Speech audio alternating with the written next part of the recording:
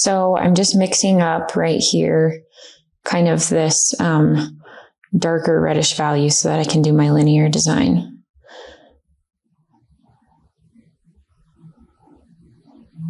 So I'm thinking about this angle. I'm thinking about the shapes that are going to come from these angles.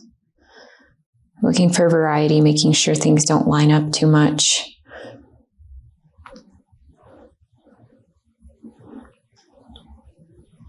And I want to have a centered shape here.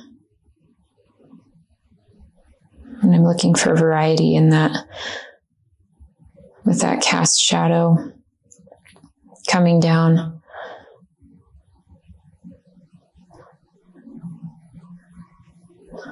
So I'm going through this process.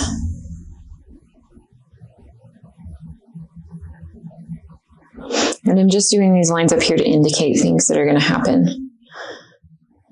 Often if you don't make a line to just indicate something small that's going to be happening, then you forget about those moments and then you'll find that later you don't have space for them. So I'm going to make sure I have space for these kind of cracks and chasms up here.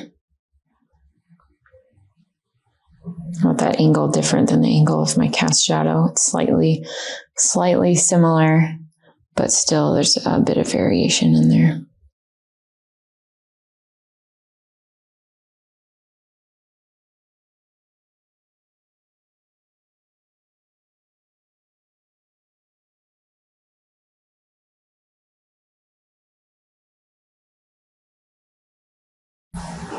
Now I'm going in with this darker color to just start filling in a little bit of value differences. So I can show the separation of where I'm going to want these values. So you can see starting with linear design and now I'm moving into my value pattern.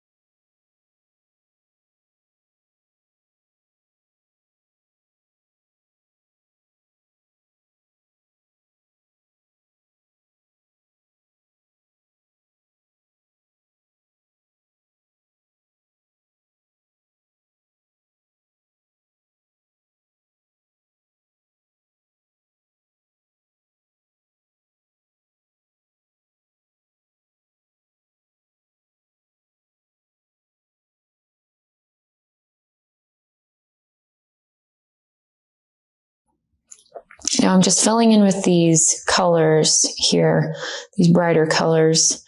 I'm trying to decide how I want the color to be used through the painting. So I'm thinking about having my warmths, my warm colors closer to the front, and making sure I'm pulling some of my sky blue into areas to really feel that the sky is reacting with the colors here. And that's an example of how red rock has a lot of that blue in it, is because the sky is still interacting with it as a light source.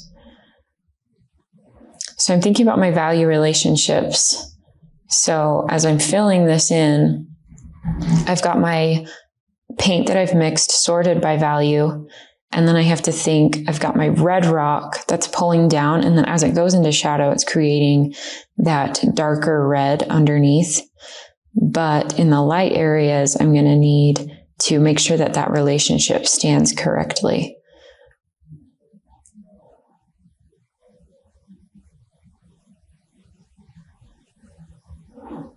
So I'm going to come in with this white, and you can see in that shadow, I've got that lighter value rock. So I want to make sure that that relationship stands true, so that the light source really feels like it's interacting correctly with everything, and correctly and equally with everything I'm painting.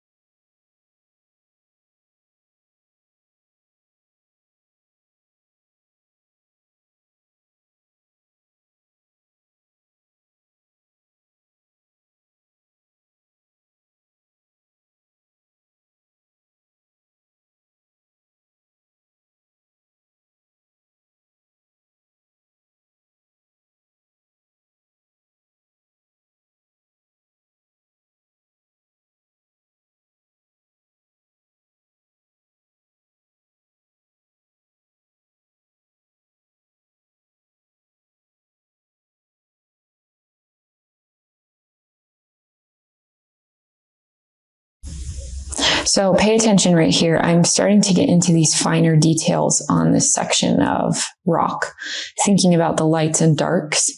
And you'll notice later, and right there, I'm starting to kind of make the move, is I want to think about how I'm going to piece this together in a better way that's going to have larger masses, because I want that contrast and I want that variety in my brushwork. So in that section I was just working on, in that right corner of my arch, I was trying to create these broader, and I'll continue as you watch this demonstration, I'll continue to make these broader brush strokes and then come in on top of those brush strokes with some smaller brush strokes of the shadows kind of working into that larger shape. So we think about our value pattern and how you've got these smaller shapes working in and interacting with those bigger light shapes. And those are things that we want to take advantage of when we're creating a nice paint quality in our painting. You can see now I'm pushing in with this plane change here. So as the arch is curving, that section is receiving sort of a half light. So I'm not going to be getting as bright of a light as I will in the top part of my arch. It'll be a little bit darker, but I still want to make sure that my viewer knows that that section of the arch is, the rock is turning in a different way. So you'll see that I'm doing that with my brushwork, as I'm pulling my brushwork at a different angle and then flattening it out as it reaches towards the bottom to show that that rock is turning. So being directional with your brush strokes, you're sculpting this painting.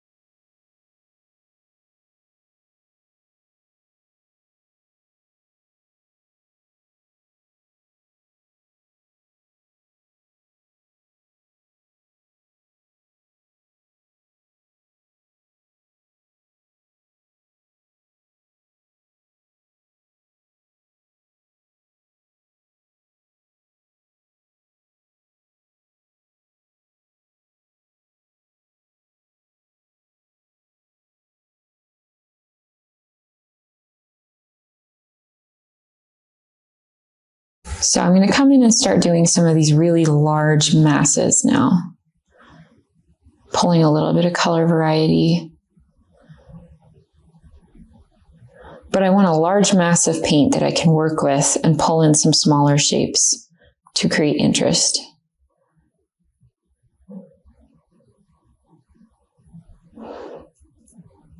Don't be afraid to pause with your brush. It's okay to start making a stroke and pause in that stroke. Really think about the direction you're going and what that effect is going to be.